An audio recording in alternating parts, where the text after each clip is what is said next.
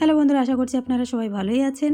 তো এখানে নতুন একটা ভিডিও শীতের দিনে নিয়ে চলে আসলাম সুজি দিয়ে। সুজিটা হাতের কাছে পাওয়া যায়, সবার কাছেই থাকে। তো এটা দিয়ে একটা রেসিপি। ভিডিওটা দেখতে থাকুন। যারা নতুন চ্যানেলে ভিডিওটা দেখছে প্লিজ ভিডিওটা আমার সাবস্ক্রাইব করে দিয়ে যাবেন। এখানে দেখতে পাচ্ছেন সুজির মধ্যে একটু লবণ, চিনি দিয়ে দিয়েছি।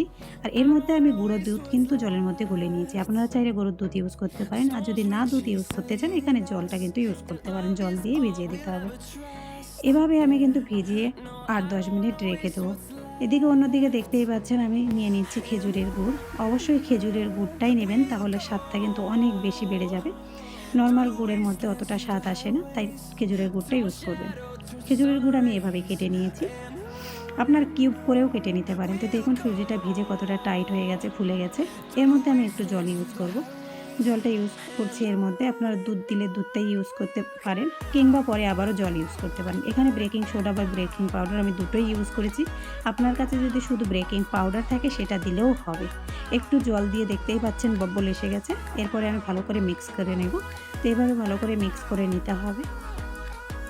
এইরকম একটা টাইট পেস্ট তৈরি করবেন, না টাইট না ঢিল। তো একটা পেস্ট তৈরি করার পর এখানে দেখতে পাচ্ছেন আমি কড়াইয়ের মধ্যে দিয়ে দিচ্ছি হালকা করে দেশি ঘি।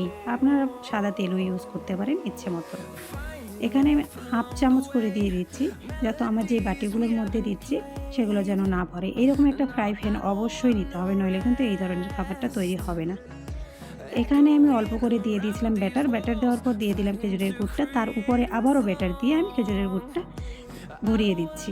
তো দেখতেই পাচ্ছেন ঢাকন দিয়ে দিয়েছি। আর ঢাকনা দিয়ে আমি কমসে কম ৫ থেকে ৭ মিনিট স্লো আঁচে রেখে দেবেন।